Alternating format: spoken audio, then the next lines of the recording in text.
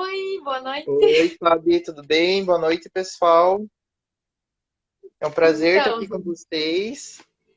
oi, o prazer é meu. Então, tava falando aqui para eles que né, a live é uma oportunidade para a gente estar estudando ou trazendo alguma informação no meio da pandemia, né? A gente não pode estar se Uhum. encontrando, né, pessoalmente, mas é uma forma da gente estar trazendo alguma informação para vocês. Com Então, assim, certeza, a né, gente tem que se renovar, né? Nessa época da pandemia, aproveitar as nossas tecnologias e disseminar o conhecimento. é verdade. Então, esse pessoal, para quem, né, não conhece ainda, é o Zander, né, Luiz Zander. Ele é formado em odontologia aqui pela Universidade Estadual de Ponta Grossa e ele é residente no Hospital Regional. Então, ele tem experiência aí na área, né, de odontologia hospitalar. Ele trabalha lá no hospital, odontologia neonatal, né, com a nossa parte materno-infantil aí, que é muito legal, né, Zander? Com certeza. Uma parte que eu gosto bastante é, infelizmente, na nossa graduação, a gente não tem, né, não contempla tanto a parte materna e infantil, mas tive a oportunidade de entrar no hospital e aprender bastante coisa. Queria mais uma vez agradecer o convite, dizer que eu estou muito feliz em participar dessa live, espero passar um pouquinho de conhecimento para vocês. Me coloco à disposição também para eventuais dúvidas. Ao final da live já vou deixar disponível o material que eu estudei para ter essa conversa com vocês. Quanto mais vocês me perguntarem, mais vocês conversarem comigo, vai ser melhor. A gente vai conseguir, né, transmitir mais o conhecimento. Então fiquem bem à vontade para interromper a conversa. Perguntem bastante que vai ser bem enriquecedor, tá bom? Com certeza. Ali a Cantinho da Saúde Bucal já falou que convidou os amigos, né? Então, quem quiser convidar, aperta no aviãozinho ali, que ele vai mandar o convite para os amigos, né? Ali. Isso mesmo. Então, vamos começar, né? Vamos A lá. primeira pergunta aqui é sobre uma maneira para as maneiras que a gente deve, né? Como a gente pode manipular e lavar os instrumentais, né? Para evitar os acidentes, né? Então, como que a Uhum. gente pode estar prevenindo esses acidentes? Uhum. Então, assim, pessoal, antes de a gente chegar ali na parte da prevenção, a gente tem que resgatar um pouquinho do nosso conhecimento sobre quais tipos de acidente que tem, também a gente tem que fazer um resgate histórico. Então, assim, né? Primeiro, já é sabido no Ministério da Saúde que as três principais doenças infectocontagiosas que estão relacionadas aos acidentes de trabalho, né, que tem risco à exposição ao material biológico, são a síndrome da imunodeficiência adquirida, que é o HIV, a hepatite B e a hepatite C. Né? Historicamente, toda a equipe de saúde bucal, cirurgiões dentistas, técnicos de saúde bucal, auxiliar de saúde bucal, qualquer profissional de saúde, a gente historicamente não era considerado um grupo que estava sujeito ao risco de contaminação, né, de acidente de trabalho. E isso só foi mudar ali na década de 80, quando teve a explosão da epidemia da síndrome da imunodeficiência adquirida, que é o HIV. A partir dos anos 80, né, daí começou a ser estudado isso, e aí algumas coisas foram descobertas. Algumas dessas coisas descobertas são as que eu vou relatar para vocês. Então, tá aí, se vocês quiserem perguntar, fiquem à vontade, tá bom? Então, pessoal, existem quatro tipos principais de acidentes. Existem os acidentes percutâneos, que são os conhecidos pérfuro-cortantes, quando a gente se contamina por agulha, lâmina de bisturi, algum material pontiagudo. Existem os acidentes cutâneos, que é quando o material biológico entra em contato com uma pele que tá com uma alergia, com uma pele que está com alguma ferida. Existem também os acidentes nas mucosas, que são os nossos olhos, nariz, boca e também a genitália, né? A gente que é cirurgião dentista não tem exposição da genitália, mas o pessoal que trabalha, por exemplo, com odontologia hospitalar, né, enfermeiros, fisioterapeutas, médicos, técnicos de enfermagem, todo o pessoal que presta assistência acaba tendo contato com esse tipo de material, então também é considerado um acidente. E a gente também não pode esquecer das nossas mordeduras, que é uma coisa bem comum na prática da odontopediatria, né? Não sei, Fábio, se você já levou mordida no dedo, mas eu já levei algumas mordidas Com e certeza. a gente sabe que, infelizmente, né, isso é uma coisa que acontece, e que é, tá inerente à nossa prática profissional, então também existe a classificação das mordeduras humanas. É importante a gente destacar que existe uma quantidade de risco de transmissão para cada uma dessas doenças que eu falei, né? Então, a síndrome da imunodeficiência adquirida, ela vai gerar uma contaminação, né? O paciente ele vai ter uma soroconversão em apenas 0,3% dos casos, né? Isso quando não tem toda a profilaxia antirretroviral, quando é deixado assim, solto. Nós temos Uhum. também uma taxa de 0,5% de contaminação, 0,05%, perdão, de contaminação quando é um acidente pérfuro cortante e 0,09% quando é em mucosa, né? Os olhos, nariz, boca e as genitais. E aí, a taxa de contaminação pela pele que não está íntegra, né, ou então com alguma ferida, ela é muito baixa, não existem estudos que comprovem a contaminação. E aí, né, a gente sabe que ela é menor que todas as outras, então não tem uma contaminação comprovada, cientificamente falando assim. Tudo isso está descrito lá no manual do Ministério da Saúde. Agora vamos responder um pouquinho das perguntas que vocês perguntaram, né? Agora que a gente fez todo esse resgate histórico, que a gente entendeu um pouquinho, como que eu faço? A pergunta era para manipular os materiais após a utilização? Isso. Então, Após a assim. utilização, algumas maneiras para a gente evitar que o acidente aconteça. Então, assim, a gente tem que pensar primeiro no material que você tá falando, né? Pode ser, por exemplo, vamos pensar lá numa lâmina de bisturi. Essa lâmina de bisturi, ela deve ser descartada na caixa de pérfuro cortante, aquela caixinha amarela. Você nunca Uhum. pode tirar a lâmina de bisturi com a sua mão do cabo do bisturi, por exemplo, né? Pode ser uma agulha também, nunca faz isso. Sempre utiliza algum instrumental para utilizar. Você tem que usar os equipamentos de proteção individual, né? Luva, máscara, óculos, gorro. Quando tiver risco de respingar também fluidos corporais, sangue na sua pele, você tem que utilizar o capote, sapato fechado. Ali nesse documento que o Ministério da Saúde trouxe para a gente, foi descrito assim que aqueles para pés, que são quase um gorro, né, que é utilizado no pé, eles são muitas Aham. vezes feitos de material que não é impermeável. Então, eles não têm uma eficácia comprovada. Então, a preferência é sempre utilizar um sapato fechado para evitar o risco de contaminação. E aí, a gente tem que pensar nos perfurocortantes. Por exemplo, nunca encher mais de 2/3 daquela caixinha. Se você enche mais de 2/3, Uhum. tem o risco de você se perfurar, se contaminar. É, tem que ficar distante, esse material tem que ficar distante da área de cirurgia, da área de procedimento, porque por algum motivo bobo você pode acabar esbarrando e se contaminando.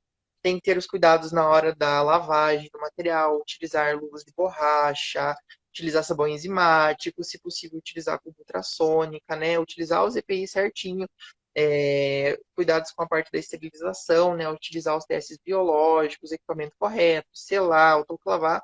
Então, isso assim, tudo que a gente aprende na graduação, né, nos nossos cursos, a gente tem que seguir bem na risca para proteger a gente e também proteger o paciente. Então assim, né? Não adianta você ali no procedimento, tá? De óculos, de máscara, de protetor, e daí na hora que for lavar o instrumental, você tirar tudo e ir lavar. Não, né? Pelo contrário, ainda tem Exatamente. que colocar a luva de borracha, né? Isso é Uhum, interessantíssimo, né? Quem não usa, é importante fazer o uso, né, dessa luva de borracha, que ela vai acabar protegendo. E daí, na hora uhum, de você colocar o instrumental, né, a agulha, nunca pegar com a mão direto, né, em direção à agulha, né? Então, colocar a capinha primeiro e depois, né, rosquear e tirar.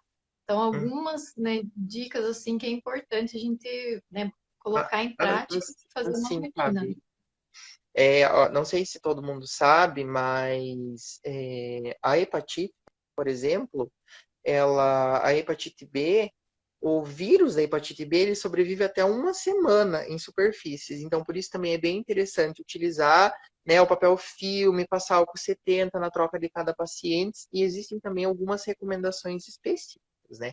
Essas que eu falei são recomendações padrão, utilizadas para todos os procedimentos, e as recomendações específicas, elas se relacionam com cada procedimento específico em si. Então, por exemplo, eu vou fazer uma cirurgia de terceiro molar. É interessante você fazer um checklist de tudo que vai ser feito, revisar o procedimento. É interessante também investir numa educação continuada, né? A gente ter sempre profissionais capacitados, cientes daquilo que vão estar fazendo. Tudo isso é comprovado que reduz a taxa de contaminação, é, Uhum. né? Evitar utilizar, por exemplo, se você tem a disponibilidade de utilizar materiais de maior tecnologia, que sejam de plástico ao invés de vidro, ou então um material que não seja perfuro cortante, ao invés do perfuro cortante, sempre optar por aquilo que vai proteger toda a equipe e o paciente. É bem interessante essa parte da tecnologia na prevenção da contaminação. Aham. E uma coisa que eu acho que é interessante que eu sempre falo para as minhas auxiliares, né? Que a organização durante a cirurgia é muito importante. Então eu monto a minha mesa lá, ela começa com afastador, carpule, etc, né?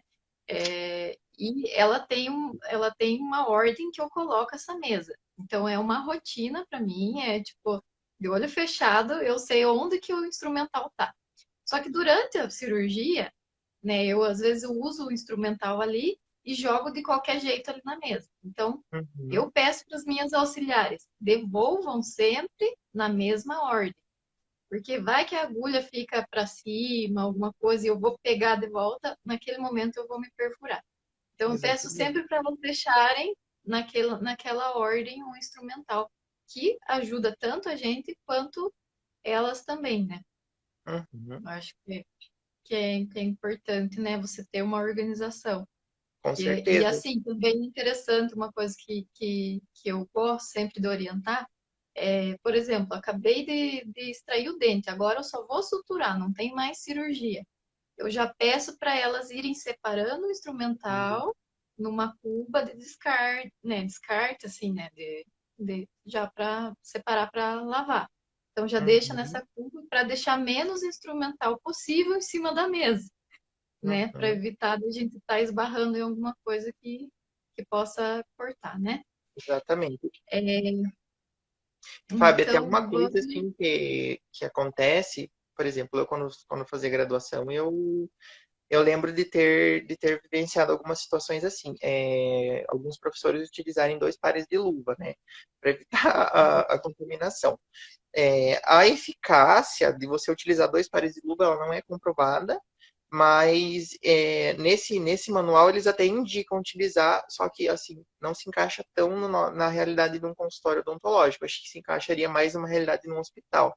Eles recomendam utilizar em cirurgias de grande porte, por exemplo, cirurgia de tórax, cirurgias que vai ter grande contato com sangue, né, com material biológico, ou então uma cirurgia ortognática. Então, muitos desses procedimentos a gente não é a realidade do consultório, então, assim, não precisam ficar tão preocupados com a parte de usar 2 luvas. E outra coisa que acontece quando utiliza 2 pares de luva é que o profissional ele perde a sensibilidade. E aí o risco que isso vai causar para o paciente vai ser muito maior do que se ele estivesse usando uma luva só.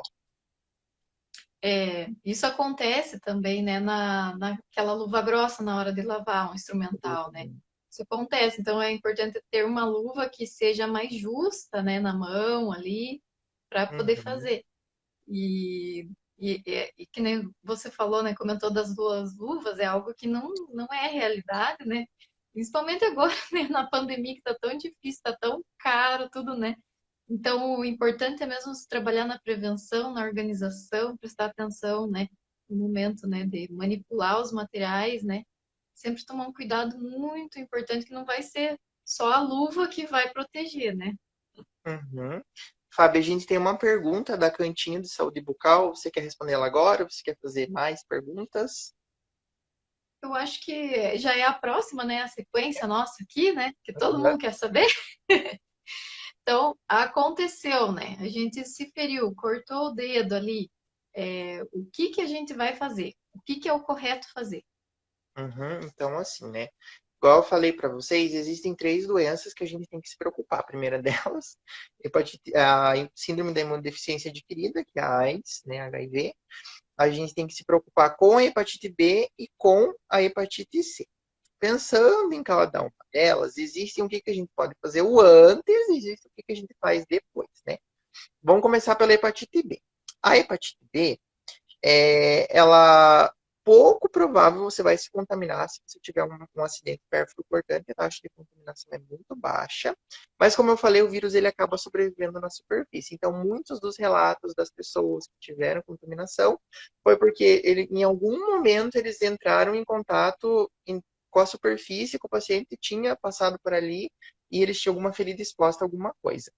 Em todas essas 3 doenças que eu contaminei não, perdão, que eu citei, o que mais transmite é o sangue. Né? A saliva não é um bom meio de transmissão de vírus. As seroses, por exemplo, líquido cefalorraquidiano, líquido peritoneal, essas coisas assim também não são boas, fezes, urina, elas têm um potencial de transmissão, mas é baixíssimo, então o sangue é o que tem maior risco. E cirurgião dentista entra em contato com o sangue em todos os procedimentos, né? Então, aconteceu com a colega dela lá de se furar, né? O que ela deveria ter feito antes de tudo? Ela tem que tomar a dose da vacina da hepatite B, que é o que vai proteger ela. Né? Depois que ela se contamina, você tem que pensar em alguns fatores. Primeiro, você tem que pensar se você conhece a pessoa, porque pode ser, igual eu comentei, de você encostar em uma superfície e você nem sabe quem passou ali. Nesses casos, você tem que tomar a medicação utilizada para tratar a hepatite B quando você não é imune. Se você conhece a pessoa e a pessoa não sabe se ela é imune, é recomendável que essa pessoa faça uma testagem para ela descobrir se ela é imune. Se ela for imune, você não precisa tomar medicação. Agora, se você conhece a pessoa tem sintomas de hepatite, e você não é imune, você pede para ela fazer o teste, ela descobre que ela não é imune, você tem que fazer, né, tomar a medicação. Para hepatite, para hepatite C não existe tratamento, né? Se a pessoa se contamina pela hepatite C, ela está contaminada.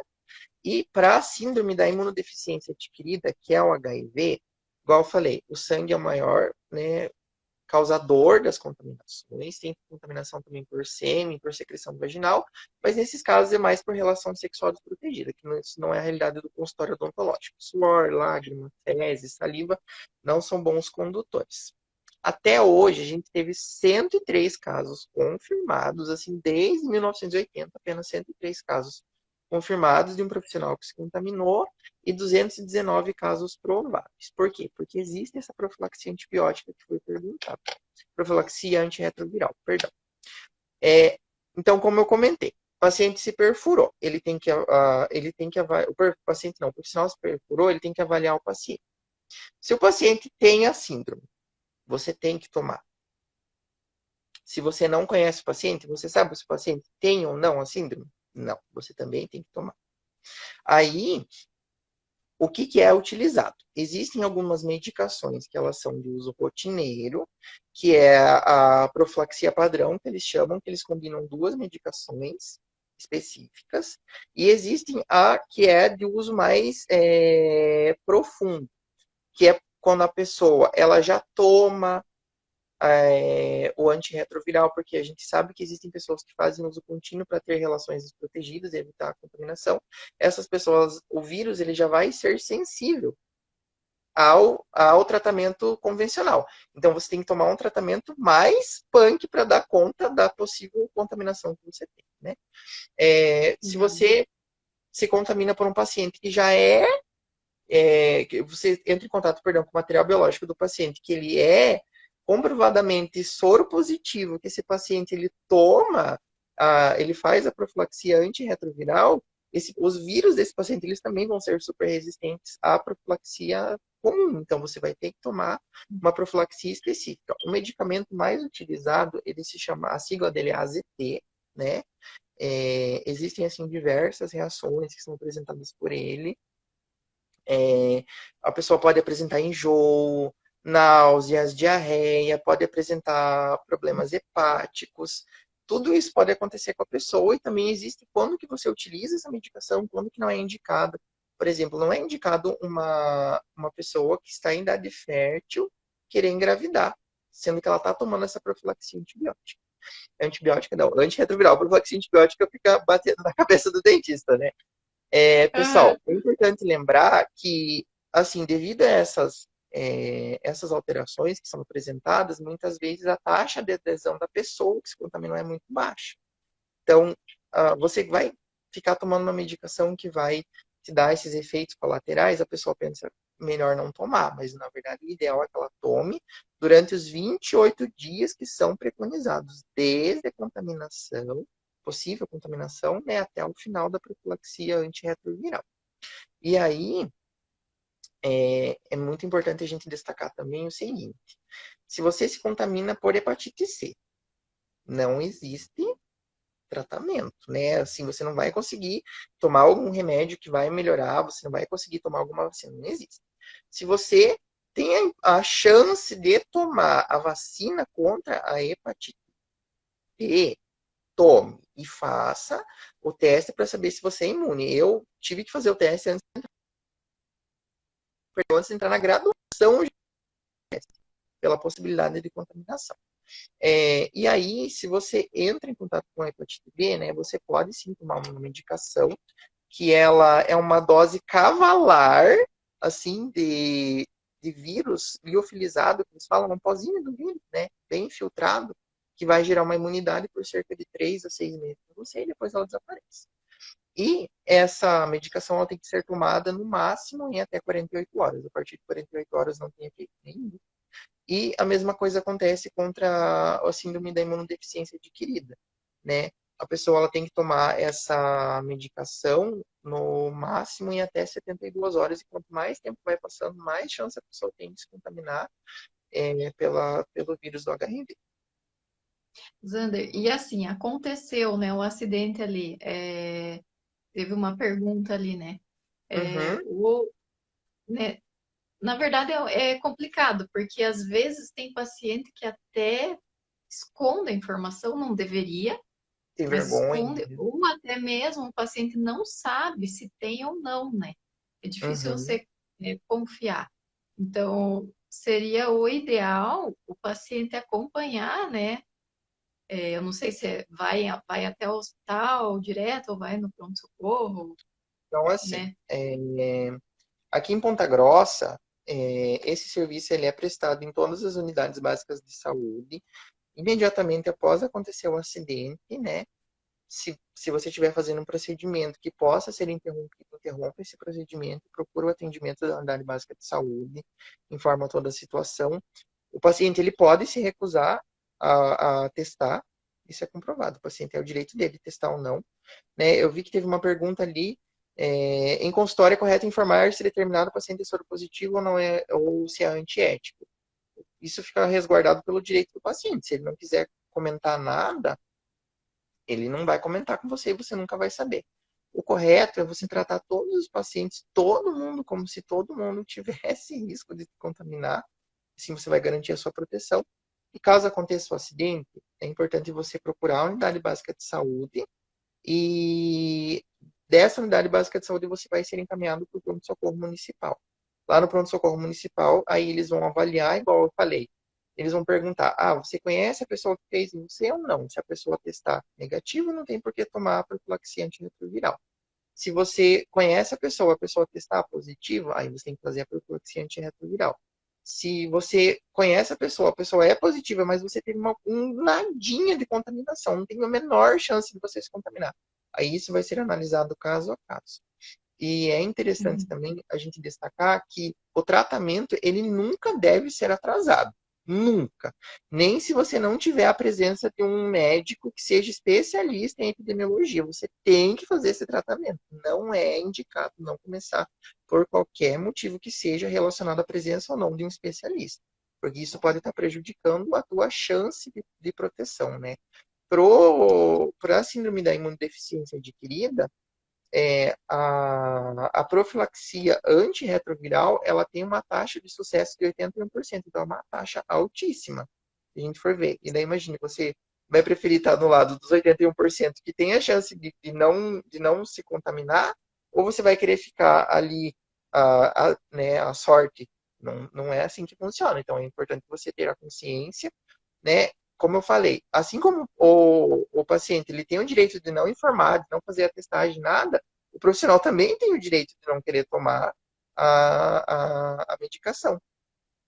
E aí, nesses casos que o profissional ele faz a opção de não tomar medicação, é necessário ele fazer um termo ele vai receber um termo de consentimento, ele vai ser orientado de todos os riscos que ele vai estar sendo exposto, ele vai ter que assinar aquilo ali, e aquilo ali vai ficar registrado junto com a pessoa que fez o exame dele.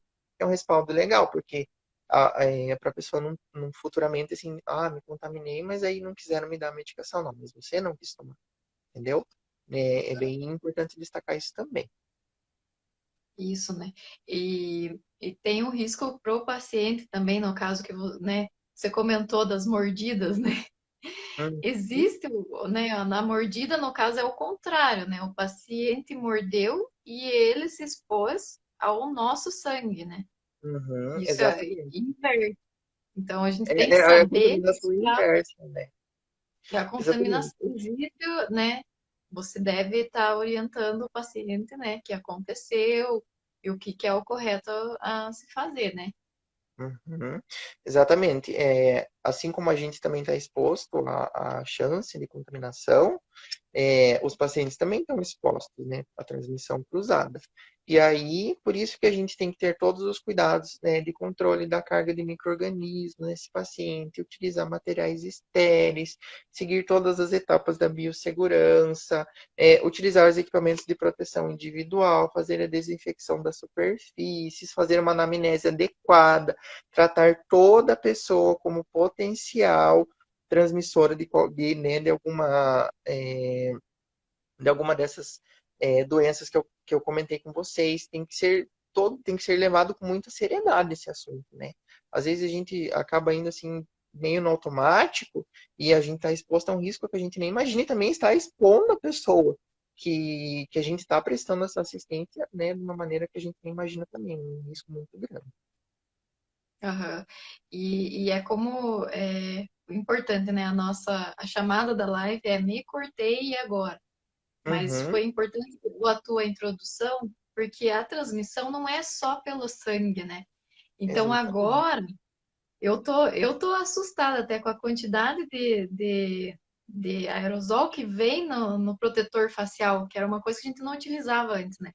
Agora, Uhum, com a utilização dele, a gente vê, assim, às vezes tem cirurgia que fica gotícula de sangue, que antes a gente nem percebia, agora a gente tá vendo o quanto a gente está exposto, né? Então, não é só com o ferimento no acidente, é com a própria uhum, mucosa, né? Então, proteger os olhos, usar óculos de proteção, com né? certeza. Usar máscara. Então, até mesmo, né, na hora de lavar, usar, porque, né, a gente nunca sabe até aquelas mangueiras, né, de sucção na cirurgia, né? Às vezes a gente vai Nossa, com lavar, certeza. tem um Acaba pouco de água perdendo. dentro, espirra, vai para tudo que é canto, né?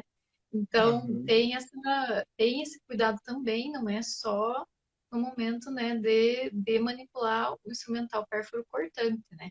Uhum. Uma coisa que eu esqueci de comentar, existe um comunicado de acidente de trabalho que é chamado de CAT. Ele deve ser feito em até 24 horas, né, ali após o acidente de trabalho. Porque assim, vamos imaginar, para que serve você mandar um papel dizendo que você se contaminou, isso daí vai parar lá no Ministério da Saúde. Porque aí o Ministério da Saúde ele vai ter dados, né? Você vai estar informando esse acidente de trabalho. O Ministério da Saúde ele vai ter dados para elaborar as políticas de atenção às pessoas que têm a chance de se contaminar. Então, por isso que é muito importante fazer essa notificação, uma notificação compulsória, é obrigatório fazer essa notificação. Assim como você tem que fazer notificação, por exemplo, quando você atende um paciente que faz uma testagem no paciente COVID positivo. Você é obrigado a notificar para o governo, a mesma coisa acontece, né, quando tem um acidente de trabalho. E aí, nesse documento que eu vou deixar disponível para vocês ali, o Fábio vai deixar, não sei, nele vai Uhum. ter, assim, tem toda essa conversa que a gente está tendo e também existem os fluxogramas que devem ser seguidos de acordo com a exposição para cada uma dessas três doenças principais que a gente está trabalhando hoje. Aham. Não, muito, muito interessante, né? Porque o Ministério da Saúde não vai adivinhar, né, o que aconteceu e Exatamente. também, né, saber como orientar. Isso é muito interessante. A gente vai deixar disponível depois da live aí toda a documentação né, que a gente utilizou para as informações para passar para vocês estudarem, né, verem e Uhum. também a Kat, que você falou? Aham. É Isso. CAT. É Comunicação de Acidente de Trabalho. Joia. Então, vamos continuar aqui na pergunta. Na verdade, você já deu né, uma pincelada aí, que seria, no caso, que já aconteceu há algum tempo comigo e eu não fiz nada disso, né? Uhum, O que que eu faço agora, né? uhum. Então, assim, é, eu até esqueci de acabar comentando, né? No momento que você se contamina, é interessante que faça a lavagem abundante com água da região, né? Se for um acidente pérfuro cortante, você utiliza sabão também. Se for um acidente em contaminação em feridas, em mucosa, você não vai utilizar soluções alvejantes ou então sabão, porque vai acabar irritando a mucosa e causando maior risco de aumentar essa lesão, né? Sempre lavar com ou solução fisiológica ou água da torneira em abundância. E pérfuro cortante lava com água e sabão. Mas agora vamos para a pergunta da Fábio. Eu peguei, me contaminei e fiquei calado, né? Não contei para ninguém e agora eu estou preocupado. É interessante você procurar uma unidade básica de saúde da mesma forma, explicar toda a situação. Vão ser necessários exames de rastreamento. Você vai ser provavelmente encaminhado para um médico especialista, né, nesse tipo de atendimento. E aí você vai passar por uma etapa de rastreamento. Né? Se for comprovado que você não tem nada, maravilha, muito bom. Aí, se for comprovado que você está exposto, você vai ter que iniciar o tratamento, seja para síndrome da imunodeficiência adquirida, seja para hepatite B, hepatite C, enfim, né? As terapias disponíveis no Sistema Único de Saúde que a gente encontra, ou então no particular, né? Se você for uma pessoa com um plano de saúde, enfim. Isso. Mas então, né, o ideal mesmo aconteceu, né? Vamos só dar uma revisada. Acabei de me cortar. Vocês vão lavar bem a região, né? Vão Uhum, fazer, vão pegar a ficha do paciente, verificar se é um paciente conhecido ou não. De qualquer forma, sendo conhecido ou não, vão uhum. comunicar ao Ministério da Saúde e vão buscar um pronto atendimento, né? Exatamente. Assim, algumas coisas facilitam. Se você tem exames desse paciente que comprovem que ele já apresenta alguma dessas doenças, isso vai adiantar o processo, né? Já vai ter que partir para a terapia logo. E daí você leva isso logo ali na primeira consulta. Agora, se o paciente não quer fazer o exame, ou se o paciente não sabe de nada, aí vai ter que ser analisado cada caso de acordo com a doença específica que você tem o potencial de se contaminar. Né? Essa parte do paciente ser conhecido ou não é aquilo que eu comentei. Às vezes eu me contamino e não sei nem de onde, né? Por isso que é bom você também criar um vínculo com esse paciente, né? A gente entrou um pouquinho ali na questão do paciente sentir vergonha, dele se sentir introspectivo em relação a se abrir, né, para o profissional de saúde. Infelizmente isso acontece, então a gente tem que tentar driblar essa barreira, né? Se aproximar, tentar se igualar no mesmo nível do paciente para essa conversa ser mais franca possível, né? Para a gente conseguir prestar uma assistência de qualidade e também se proteger em eventuais exposições, assim, e procurar um atendimento mais adequado possível. Uhum. Já isso é muito importante, né? Uhum. É, Então, eu acho que a gente, né, tá chegando ao fim aí das nossas perguntas. Falamos bastante, né? Mas você quer falar mais alguma coisa, acrescentar mais alguma coisa? Uhum. Então, pessoal, é importante também, um dos questionamentos que chegam na gente, se a pessoa acaba se cortando ou então se machucando com algum instrumental que não foi utilizado, né? Isso. Você, é, na lavagem, o material estava fechado, eu abri e me contaminei. Então, você tem que prestar bastante atenção no acondicionamento desse material, se foram seguidos todos os padrões com os cuidados de higiene dele, desinfecção, de esterilização. E aí você tem que lembrar o seguinte: a gente está falando aqui de síndrome da imunodeficiência adquirida, hepatite B e hepatite C, mas não existe só isso, existe uma gama de doenças que podem estar ali naquele instrumental, né? Então é sempre Com interessante certeza. você fazer a lavagem com água, né, em água corrente, em abundância. Se possível, se for um acidente pérfuro cortante, utilize uma solução antisséptica, pode ser sabão neutro, e aí você procurar um atendimento especializado, né? Para você ter a certeza que você tá, assim, você não vai ter nenhuma outra complicação. A gente tem uma pergunta da Martinez aqui no 771. Para retirar os resíduos, aprendi que temos que usar uma escovinha no lugar da bucha. Porém, na clínica usamos a bucha ou podemos usar os dois. Então, assim, é, o ideal é que você utilize escova. A bucha, ela fica úmida, né? E ela é aquecida. Eu não sei se alguém aqui já teve frieira no dedo dos pés. Eu já tive frieira no dedo dos pés, porque meus pés eles ficavam úmidos e quentinhos. O que a frieira é? Ela é um fungo que cresce, né? Então, essa bucha, muitas vezes, ela apresenta fungo. Então, você vai estar passando fungo no instrumental, né? Também, por isso que é interessante você utilizar a escova. Essa escova, antes de você usar, você lavar ela, para você tirar os bichinhos que ficaram da lavagem anterior.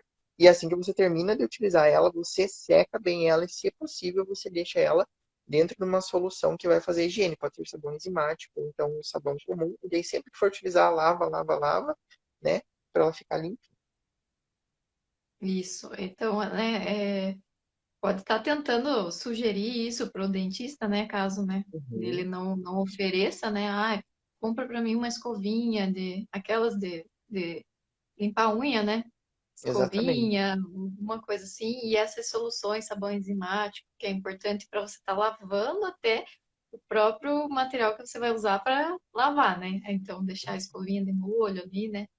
Que também é Uhum. importante, senão você vai acabar levando né, algum fungo, alguma coisa do próprio material para do próprio escova para o material, né? Uhum. Então, isso Exatamente. que você falou é importante, né? A gente falou bastante sobre HIV, hepatite B, hepatite C, mas, gente, né, até herpes é uma coisa muito comum. Então, herpes zoster, né? Às vezes o paciente vem com uma feridinha ou outra, né? Às vezes não é nem o caso de atender, né? Você tem que acabar liberando, mas às vezes passa Uhum. batido, já encostou a mão ali.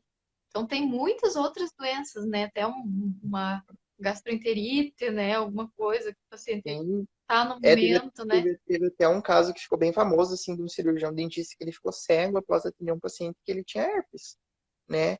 A lesão acabou crescendo no globo ocular dele, ele acabou perdendo a visão de um dos olhos.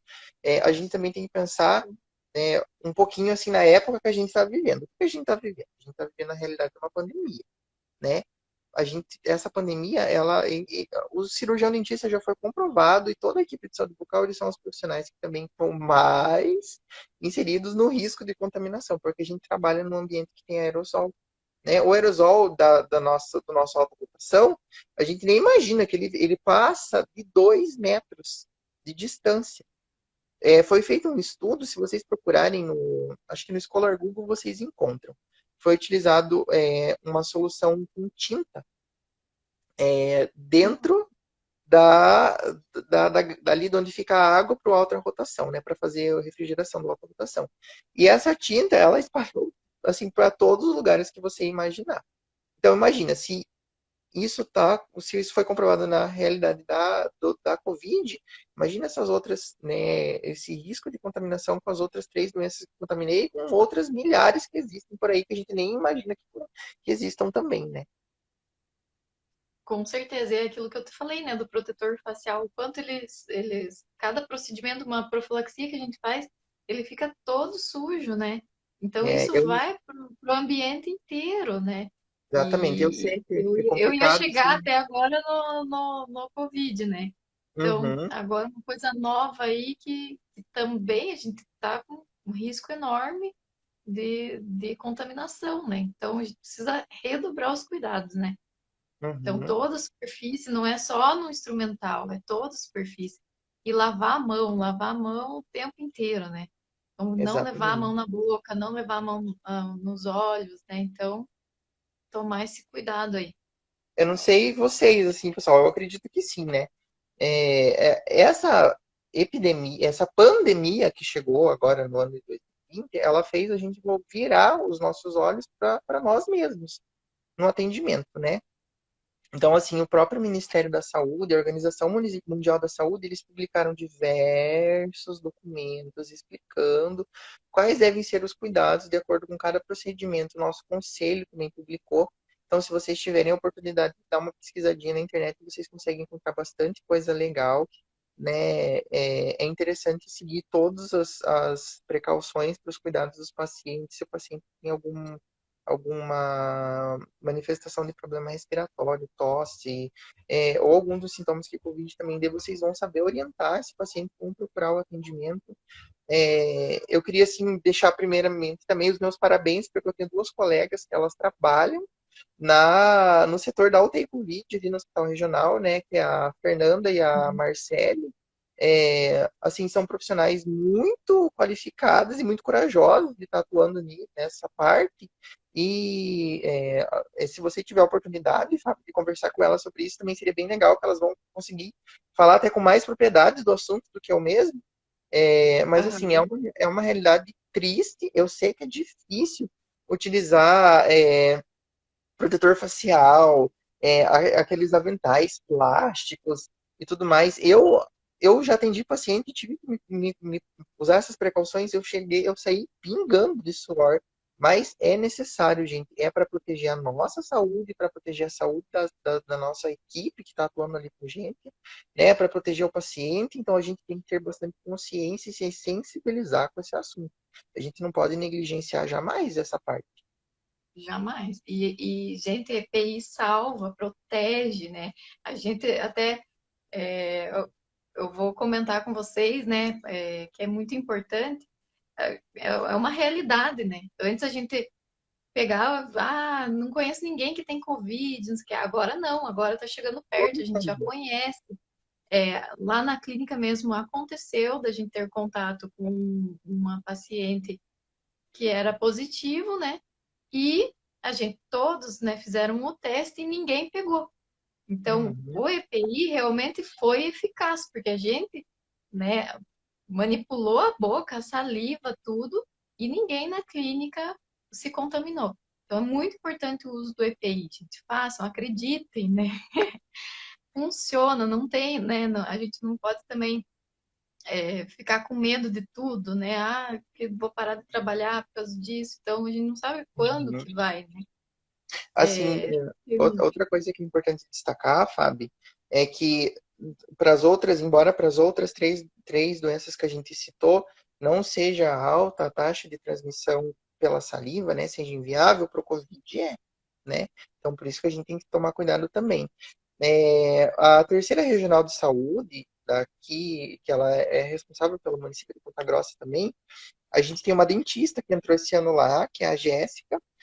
A Jéssica me convidou alguns professores, o pessoal que trabalha lá no setor terciário, ali no Hospital Universitário da UEPG, né, alguns dentistas, para a gente fazer um material que dá algumas recomendações da utilização de equipamentos de proteção individual. Tem um trabalho que foi publicado por uma enfermeira também. Então, se vocês tiverem interesse, vocês podem procurar a Terceira Regional de Saúde, quem trabalha no SUS, né? Pode pedir esses documentos que eles disponibilizam para vocês. Tem material destinado para o pessoal que trabalha em LPI, que são os antigos asilos, né? Que são Uhum. instituições de longa permanência para idosos.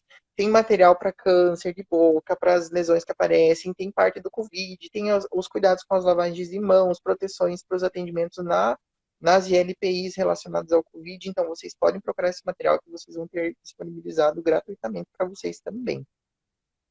Uhum. Agora uma última perguntinha, então.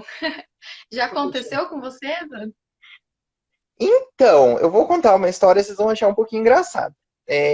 Quando eu estava no quarto ano da graduação, perdão, no quinto ano da graduação, eu escolhi fazer uma disciplina que se chama Clínica Integrada Infantil 2, eu acho que é. E aí, Hum. perdão, era multi-integrado infantil, ortodontia e pediatria, né? Eu sempre tive esse lado infantil muito aflorado em mim. E aí, eis que um belo dia, minha dupla não foi para clínica por algum motivo, acho que ele não estava se sentindo muito bem e eu fiquei sozinho. E eu sou destro. E eu tive que atender no box de canhoto naquele dia. Então eu já tinha dificuldade de estar no box de canhoto, né? Então eu tive que atender com a mão esquerda e o paciente ele tinha um comportamento difícil. Aí eu fiz todo o Hum. condicionamento do paciente, eu precisava fazer extrações, eram múltiplas extrações que precisavam fazer nele, né, de raízes residuais. Quando eu fui anestesiar o paciente, antes de eu introduzir o material nele, ele deu um tapa na minha mão. Quando ele deu um tapa na minha mão, a agulha que estava na mão esquerda furou a que estava na mão direita. Né? Eu conversei com a minha professora, a professora Fabiana, que hoje em dia é minha chefe, né? Eu deixei muito curioso. A professora Fabiana conversou e ela, assim, não, como eu falei, era um material que não tinha entrado em contato nenhum com o paciente, então eu não precisei me preocupar. Mas eu tenho certeza que a Universidade Estadual de Ponta Grossa, bem como o Hospital Universitário, e eu acredito também que todas as unidades básicas de saúde do município, eles vão seguir esse protocolo. Então, eu tenho certeza que se tivesse acontecido comigo, eu teria, né, sido bem orientado. Mas no meu caso aconteceu, mas foi só a dor que eu senti mesmo, não foi nada assim de risco de contaminação com o paciente. Mas já tive Não, colegas que entendi. aconteceram, né? Já tive colegas Aham. que se perfuraram durante o procedimento, mas acho que uns 3, 4 colegas. Já tive colega que teve que fazer profilaxia antirretroviral. Eu tive colega que obstetra, né? Como eu trabalho no hospital materno-infantil, eu tenho um contato bem grande com a equipe de enfermagem obstétrica também. A minha colega que faz residência em enfermagem obstétrica se contaminou com o fluido corporal da paciente no olho dela. E ela teve que tomar benzetacil, porque a paciente ela tinha sífilis. Então, assim, é, é uma realidade que a gente fica bem esperto, que às vezes a gente acha que nunca vai acontecer com a gente, mas pode acontecer, né? Em qualquer um. Só não acontece, é Então, aquele né? ditado, né? Só não acontece com quem não trabalha. Com quem não trabalha com isso, com É quem verdade. trabalha com isso acontece mesmo. É verdade.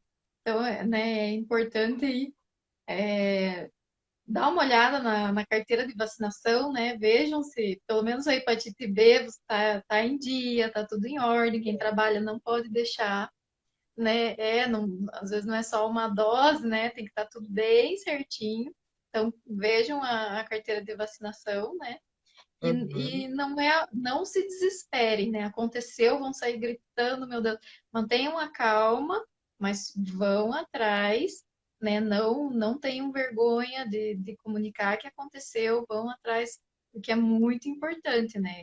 O uhum, risco não é alto, como você falou, né? A porcentagem não é alta, mas pode acontecer, né? Então, se tem 0,01 chance de acontecer, vamos, né, tomar cuidado e vamos, né, evitar. uma fala final assim que eu queria deixar, Fábio, assim, se você tiver a oportunidade de você fazer um exame para você saber se você é imune à hepatite B, faça. A hepatite B, ela, assim, ela é uma doença devastadora. Ela é muito, muito, muito, muito pior que a síndrome da imunodeficiência adquirida. Então, o exame se chama anti-HBS, ele custa por volta de R$ 50 para você fazer, e aí você já vai saber se você é imune ou não. Se você não for imune, você vai ter disponível na unidade básica de saúde para você fazer toda a parte da vacinação.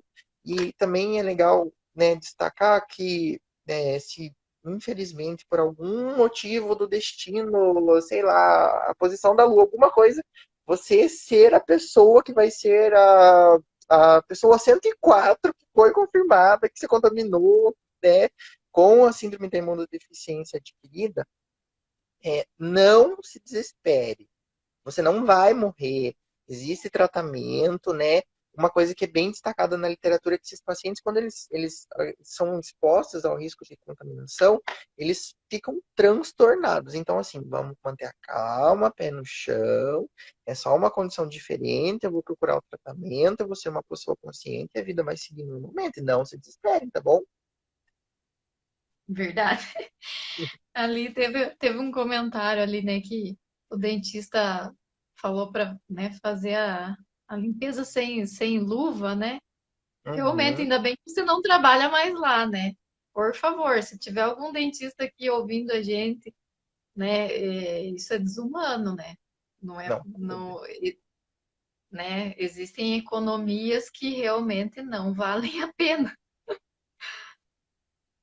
Exatamente, né? pessoal. É, Tem mais alguma pergunta? Será, Fábio? Que daí eu já vou me despedir do pessoal. É, Isso, eu acho que não. eu queria agradecer assim imensamente o convite e falar que foi um prazer conversar com vocês sobre esse assunto. Eu me sinto honrado. É, Embora assim eu esteja com essa carinha de velho, com o cabelo meio careca, eu não me formei em tanto tempo, então assim para mim é uma honra ser convidado por dentistas tão experientes como a Fábio, o Bruno, né, toda a equipe do ASB Total também, né, a Jéssica que me indicou, a Angélica, a Marcela que trabalha comigo, o Fernando, a própria Fábio, os professores do EPG, todo mundo, vocês são equipes fantásticas, eu me sinto honrado de trabalhar com vocês, de estar falando desse assunto, me coloco à disposição, tem o meu Instagram, né, Luiz _Zander, quem quiser me seguir pode seguir, eu vou deixar ele aberto, né, ele era fechado, eu vou deixar aberto, podem perguntar qualquer coisa relacionada à temática da materno infantil, a parte hospitalar, a gente tem um Instagram que ele é só sobre a odontologia neonatal e sobre a atuação que a gente faz no hospital. O nome do Instagram é Odonto Neonatal. Né? Se vocês puderem seguir lá também, podem mandar dúvida, pergunta. A gente tem uma equipe maravilhosa, nós contamos com 4 residentes, né? Tem a equipe da enfermagem também que ajuda a gente. Então, assim, quanto mais a gente conseguir conversar, mais disseminar o conhecimento, para mim vai ser melhor, para todo mundo vai ser melhor, a gente vai prestar uma assistência de qualidade, vai estar todo mundo mais protegido e eu vou ficar cada dia mais feliz, tá bom? Espero que todo mundo tenha Então, gostado. Peço a desculpa minha vez agora de agradecer, né? pelas minhas olheiras. Agradeço no coração, porque realmente você é uma pessoa diferenciada, teve muitas referências positivas, e não é todo mundo que está disposto a compartilhar conhecimento, né? A ajudar, né? As outras pessoas que né, chegue um pouquinho da informação que a gente falou e chegue para alguém que precise. Nossa, isso é muito gratificante, né? Então, agradeço muito, muito, muito por você ter participado aqui conosco. Pessoal, se eu tiver, assim, não desejo isso, não sei se alguém é de Ponta Grossa, né, ou da Terceira Regional de Saúde, se alguém tiver filho pequeno e acabar parando no hospital que eu trabalho, também pode me procurar, eu vou ter o maior prazer de atender vocês com o maior carinho, né? Fiquem bem à vontade para procurar isso. E aí, Fábio, eu queria pedir para você, assim, em público, para você disponibilizar essa live, que daí a gente consegue manter ainda mais esse diálogo com as pessoas que infelizmente não conseguiram participar, que hoje a gente está competindo com a live do Bruno Marrone, né? Como você comentou. Mas eu tenho Eu certeza que eles vão nem me assistir liguei, depois. né? Uhum. Não sabia disso, foi sacanagem do Bruno e Marrone. Ai, ai, ai. Vamos agora Ai, mas eu caminhar sozinho pela rua. vou deixar disponível aí, tá Então tá bom? bom, Muito gente. obrigada, Eu que boa noite, agradeço. pessoal. Espero que vocês tenham gostado. Um grande beijo para vocês. Tchau, tchau. Tchau.